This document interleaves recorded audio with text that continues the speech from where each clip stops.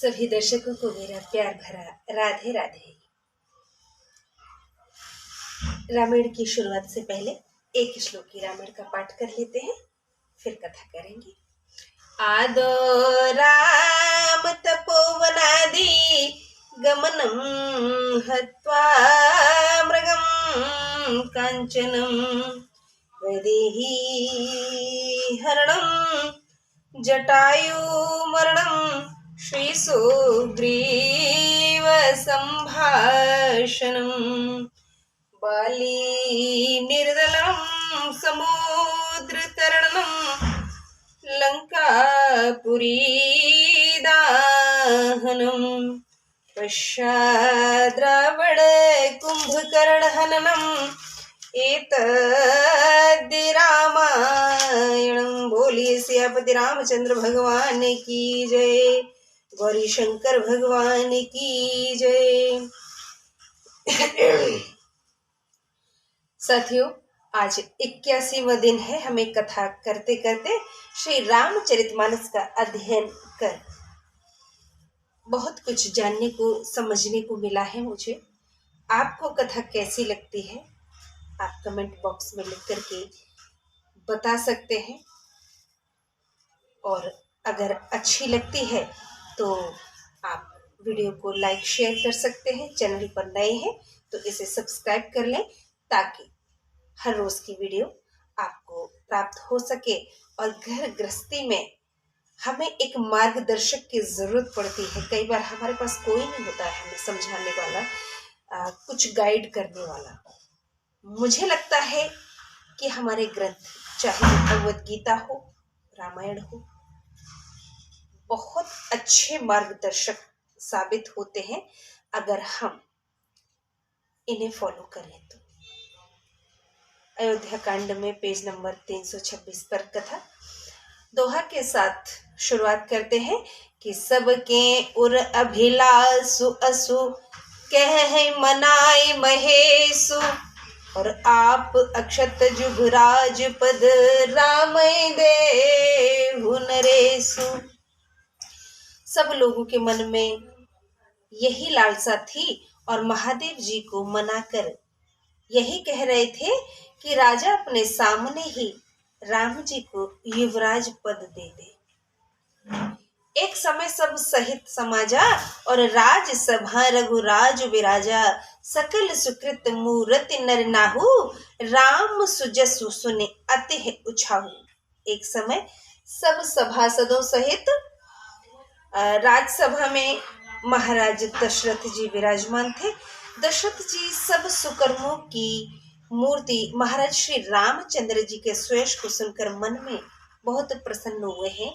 ये उस समय की बात है जब राज दरबार में राजा दशरथ जी बैठे हुए हैं कि नृप सब रहि कृपा अभिलाषे, लोकप करहि प्रीति रुख राखें।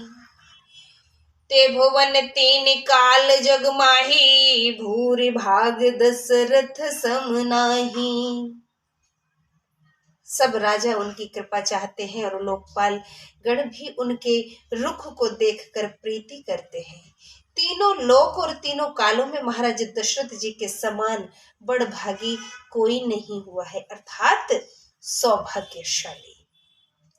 जिसके ऐसे आज्ञाकारी सुत हो, और शौर्य तो बखाना नहीं जा सकता है, तो वो बड़भागी क्या, वो तो सबसे ऊपर है। मंगल मूल राम सुत जासु, जो कछु कहे थोर सब तासु। राय सुभाय मुकुर कर लीना, बदनु बिलो के मुकुट सम कीना। जिनके पुत्र मंगल के मूल श्री रामचंद्र जी हैं, उनके लिए जो कुछ कहा जाए वो सब थोड़ा है। महाराज ने सहज स्वभाव से दर्पण हाथ में लिया और मुख देखकर मुकुट को ठीक किया है। श्रवण समीप भय सित केसा, मनहु जर ठपनु अस उपदेसा। नृप जुब राजु राम कहूँ देऊ, जीवन जन्म लाहू किन लेहू। और देखा कि कानों के पास बाल सफेद हो गए हैं, मानो बुढ़ापा ऐसे उपदेश कर रहा है कि राजन, रामचंद्र जी को राज तिलक करके अपने जीवन को सफल क्यों नहीं बना लेते। राजा दशरथ जी ने जब दरबार में आने से पहले अपने आप को तैयार कर शीशे में देखा है, दर्पण में अपने को निहारा है, तो कनपटियों के बगल में कुछ सफेद बाल नजर आए हैं। तो मन ही मन सोच रहे हैं राजा दशरथ कि ये बाल मुझे संकेत कर रहे हैं कि अब आप रिटायरमेंट ले लीजिए। हाँ, तो इस प्रकार राजा दशरथ जी ने सोचा है कि क्यों ना अब बेटे राम को पदभार सौंप दिया जाए। एक विचार उर आन निरप, सुदिन सु अवसर पाए, प्रेम पुलकित तनु मुदित मन, गुरहि सुनायो जाए। यह विचार मन में लाकर शुभ दिन और शुभ समय पाकर राजा दशरथ ने प्रसन्न मन से प्रेम से पुलकित शरीर हो गुरु वशिष्ठ जी को बुलाया है। देर नहीं की है, शुभ काम में देर करनी भी नहीं चाहिए। राजा दशरथ ने गुरु वशिष्ठ को बुला लिया है कि कहीं भुआल सुने मुनि नायक, भय राम सब विधि सब लायक, सेवक सचिव सकल पुरवासी, जे हमारे अरि मित्र उदासी। राजा ने कहा, हे मुनिराज सुनिए, अब रामचंद्र जी सब विधि से योग्य हो गए हैं। मंत्री और सब अयोध्यावासी हमारे शत्रु मित्र अथवा उदासीन कि सब ही राम प्रिय जय विधि मोही, और प्रभु असीस जनु तनु धरि सोही, वेग्र सहित परिवार गुसाई, करहि छो सब रो रिहनाई। सब ही को रामचंद्र जी प्रिय है जैसे मुझे है। आपका आशीर्वाद ही मानो शरीर धारण कर सुशोभित हो रहा है। हे स्वामी, सभी ब्राह्मण सकुटुंब आप ही के समान स्नेह भी करते हैं कि जे गुरु चरण रेणु सिर धरही, और तेजनु सकल विभव बस करही, मोय समय अनुभव न दूजे, सब पायऊ रज पावन पूजे। जो गुरु की चरण रज को सिर चढ़ाते हैं वो मानो सब संपदाओं को वश में कर लेते हैं। मेरे समान इसका अनुभव दूसरे ने नहीं किया, क्योंकि प्रभु ने चरण रज की पूजा करके मैंने सब कुछ पाया है। हाँ, ईश्वर के चरण रज की पूजा करके हम सब प्राप्त कर लेते हैं। ये सौभाग्य है, और जिन पर ईश्वर की कृपा है वो ही चरण रज प्राप्त कर पाते हैं। अब चरण रज का मतलब कि हम भगवान को कहाँ चलते देखें तब वहां से उठा कर लाएं। उनके नक्शे कदम पर चलना भी वही सब है। धर्म ग्रंथों का अध्ययन करना, भगवत गीता का, श्री रामायण का अध्ययन कर उन बातों को मान लेना, उन पद चिन्हों पर चलना ही चरण रज है। इसी को हमें आत्मसात करना है, फॉलो करना है और अपने माथे से लगाना है। प्रभु चरित्र को सुन करके हमें अपनाना जरूर चाहिए, और ऐसा वही लोग कर पाते हैं जिन पर ईश्वर की कृपा है। जो सदाचरण नहीं कर रहे हैं, अच्छे आचरण से नहीं गुजर रहे हैं, जो नियम के अनुसार, नीति के अनुसार नहीं चल रहे हैं, समझ लो ईश्वर की उन पर कृपा नहीं है। उन्हें कोशिश करनी चाहिए भगवत धाम की ओर प्रस्थान करने की। उन्हें कोशिश करनी चाहिए भगवान के श्री चरणों में ध्यान लगाने की।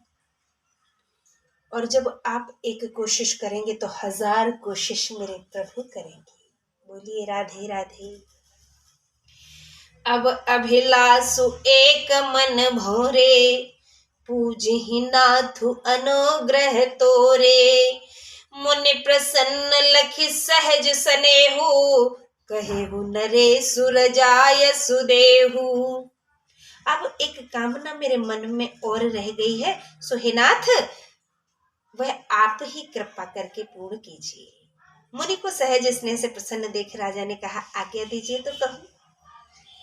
राजन राउर नाम जसो सब अभिमत दातार। फल अनुगामी महिप मने मन अभिलाष तुम्हार। वशिष्ठ मुनि बोले, हे राजन, तुम्हारा नाम और यश सब मनोकामनाओं को देने वाला है। हे राज शिरोमणि, तुम्हारे मन की अभिलाषा के पीछे पीछे चारों फल चलते हैं।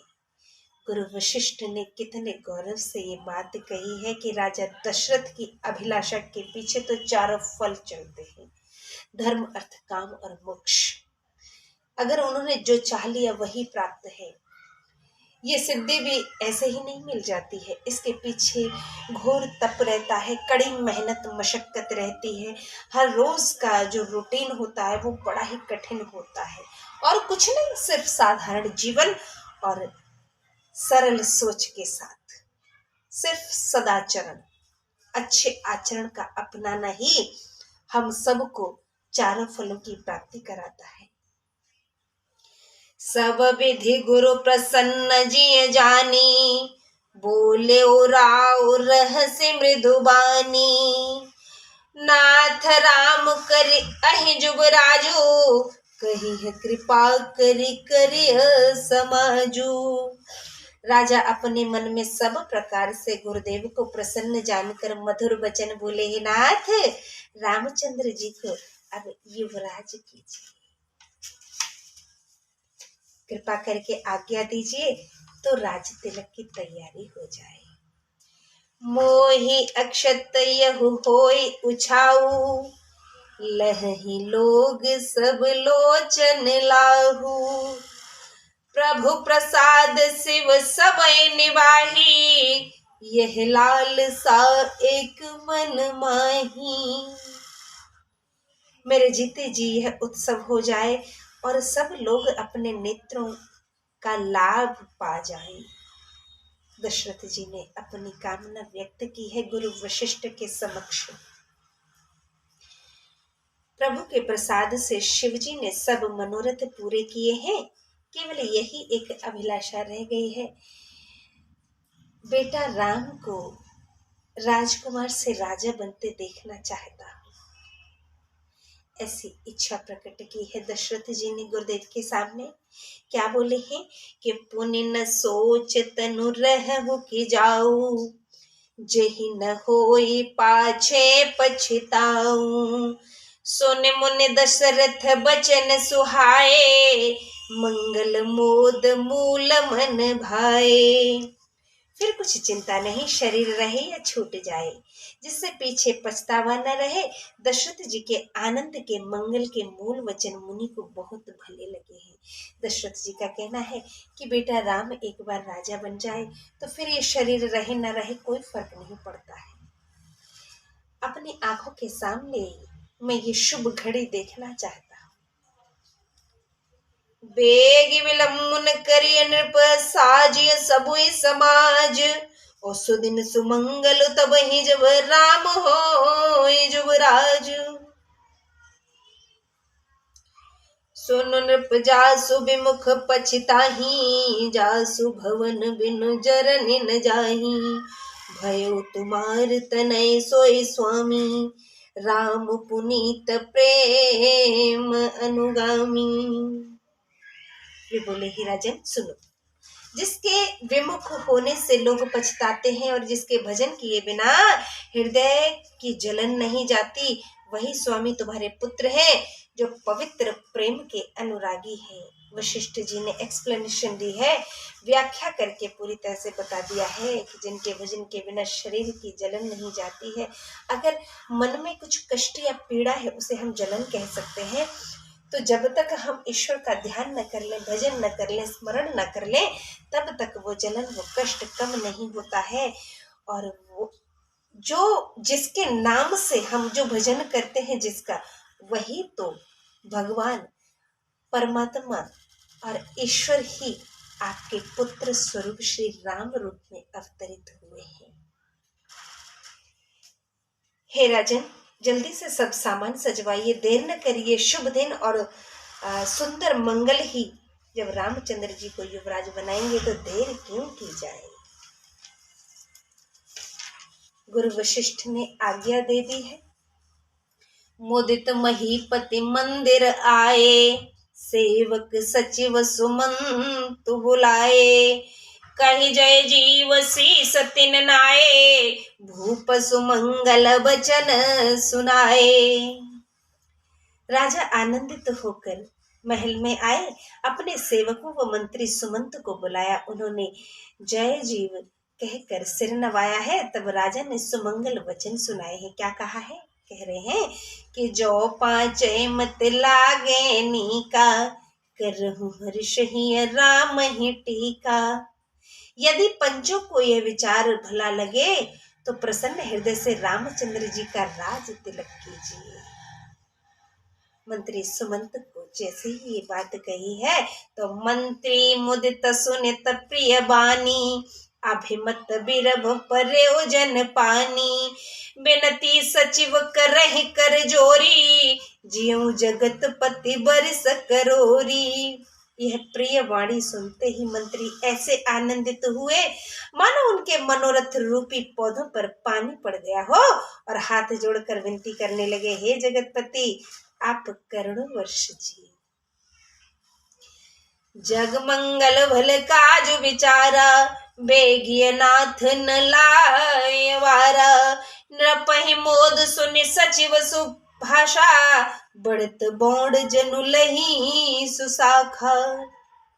आपने जगत के मंगल के लिए शुभ काम सोचा है, हे नाथ जल्दी कीजिए। सुमंत ने भी कहा है। देर न लगाइए। मंत्री के वचन सुनकर राजा को ऐसा आनंद हुआ मानो बेल सुंदर शाखा का सहारा पा गई हो। कहे हो भूप मुनि राज कर, जोय जोय आयसु होय। राम राज अभिषेक हित, बेगी करौ सोई होई। राजा ने कहा, मुनिराज की जो आज्ञा हो, श्री रामचंद्र जी के राज तिलक के लिए वही सब तुरंत तैयारियां की जाए। कि हर्ष मुनीस कहे मृदुबानी, आनहु सकल सुतीरथ पानी। औषध मूल फूल फल पाना, कहे नाम गनि मंगल नाना।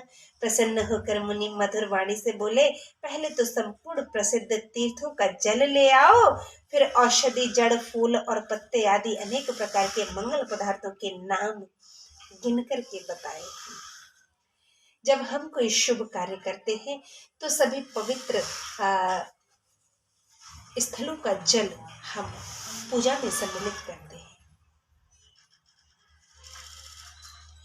चामर चरम बसन बहुभांति, रोम पाट पट अगणित जाति। मणिगन मंगल वस्त्र अनेका, जो जग जोग भूप अभिषेका।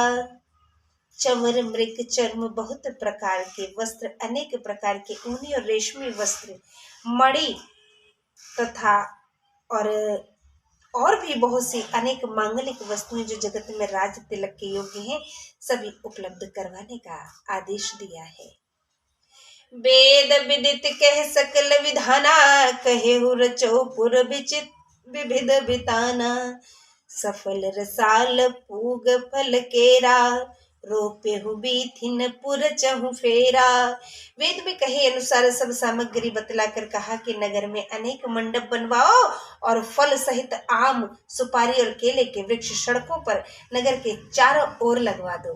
हम जब पूजा करते हैं तो अपने जो वेदी रहती है पूजा की, हमारी हवन के आसपास ही थोड़ा सा केले के पेड़ वगैरह या लगाते हैं।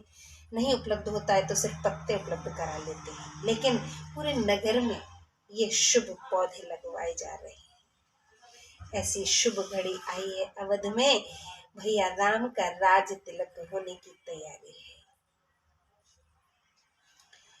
रचहु मंजुमन चौके चारू, केहू बनावन बेगी बजारू। पूजौ गणपति गुर कल देवा, सब विधि करो भूमि सुर सेवा।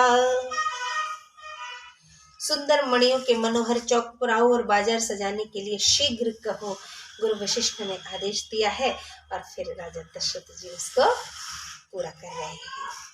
श्री गणेश जी गुरु वह कुल देवता का पूजन करो तथा सब भांति से ब्राह्मणों की सेवा करो।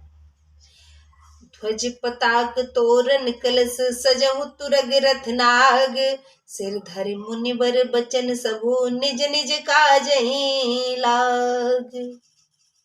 ध्वजा पताका तोरण कलश घोड़े रथ और हाथी सजाओ, मुनि की आज्ञा शिरोधार्य कर सब अपने अपने कामों में लग गए हैं। सभी अपनी अपनी जिम्मेदारियों को संभालने के लिए आतुर हैं और सब फिर काम में लग गए हैं कि जो मुनि सजहि आय सुदीना, सोते ही काज प्रथम जनु कीना।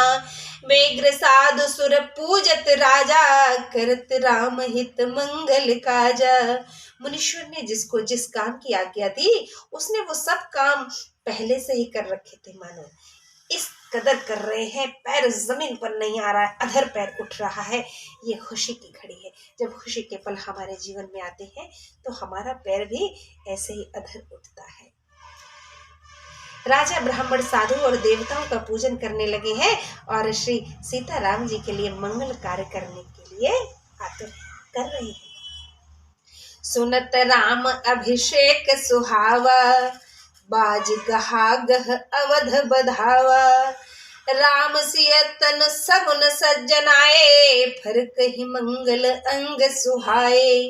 राम जी का सुहावना राज्याभिषेक सुनते ही अयोध्या भर में बड़ी धूम से बाजे बजने लगे हैं, गाजा बाजे बजने लगे हैं और रामचंद्र जी व सीता जी के शरीर में शगुन प्रकट होने लगे हैं। मंगल सूचक शुभ अंग फड़कने लगे हैं। जब हमारे अंग फड़कते हैं और वो शुभ होते हैं, ये स्त्री और पुरुष पर डिपेंड करता है। पुरुष के बाएं अंग फड़कना शुभ माने गए हैं और क्षमा करें, महिलाओं के बाएं और पुरुषों के दाएं सीधे अंग पुरुषों के जब फड़कते हैं तो शुभ माने जाते हैं और महिलाओं के जब लेफ्ट साइड के उल्टे तो वो शुभ माने जाते हैं। इस प्रकार वहां सबके अंग फड़कने लगे हैं तो वो शुभ संकेत देने लगे हैं कि पुलक सप्रेम परस्पर कहीं, भरत आगमन सूचक अहि। भय बहुत दिन अति अवसेरी, सगुन प्रतीति भेंट प्रिय केरी। तब पुलकित होकर दोनों स्नेह पूर्वक परस्पर कहने लगे, ये शकुन भरत जी के आने की सूचना देने वाले हैं। शुभ शगुन जो हो रहे हैं तो बोल रहे हैं सब लोग, जिनको पता नहीं है कि राम जी का राज्याभिषेक शुरू होने वाला है।